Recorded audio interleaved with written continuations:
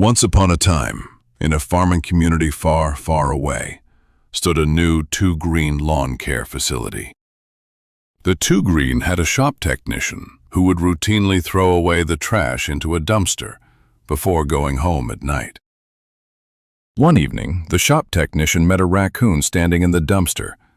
He said hello to the raccoon and offered him snacks. The raccoon crawled out of the dumpster and introduced himself. He told the shop tech that his name was CJ. For the next few nights, the raccoon and the shop tech hung out together. They joked around, talked, ate snacks, and the two became friends. Eventually, CJ told the other raccoons within the raccoon village about the friendly shop tech and his abundant treats.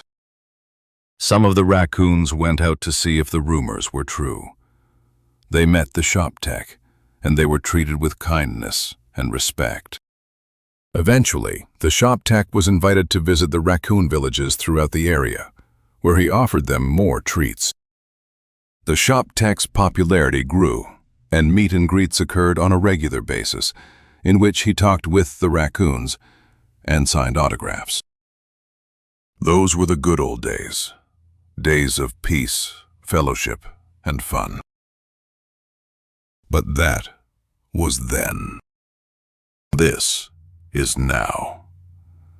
After the horrible rebellion of the Dude Bros, the new lawn care facility stood in ruins.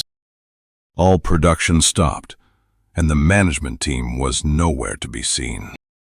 CJ the raccoon was doing his nightly dumpster diving routine one evening when he heard someone crying.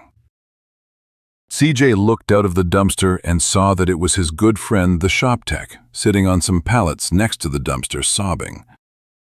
The raccoon crawled out of the dumpster and asked the shop tech what was wrong. The shop tech told CJ about the Dude Bros, the destruction of the lawn care facility, and that the season was in jeopardy. CJ was saddened by the bad news, but then he had an idea. The raccoon quickly grabbed his phone and began to dial a number.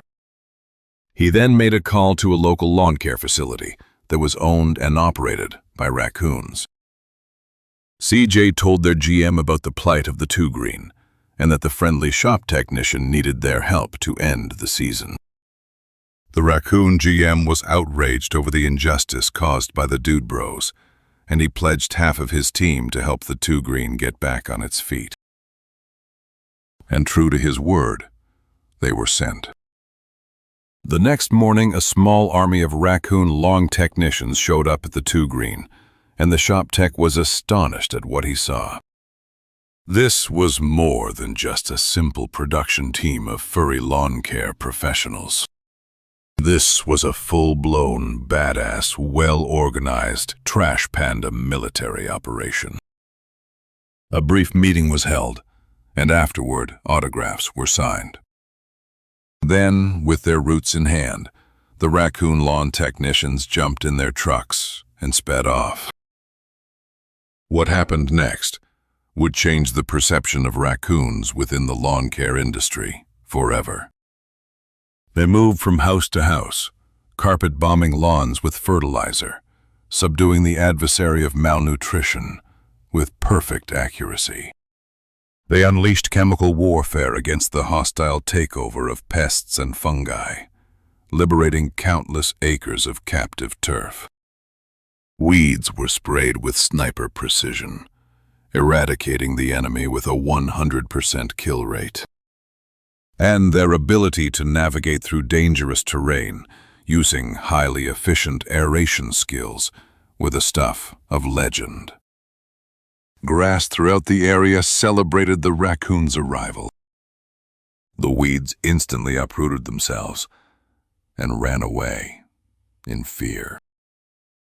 Burnt, dried out and damaged lawns turned green overnight. Customers were overwhelmingly pleased with the lawn care services provided by the raccoons. Week after week, money came pouring in by the truckloads. And so did the customer complaints of cuteness overload. The raccoons excelled at every aspect of lawn treatment throughout the remainder of the season.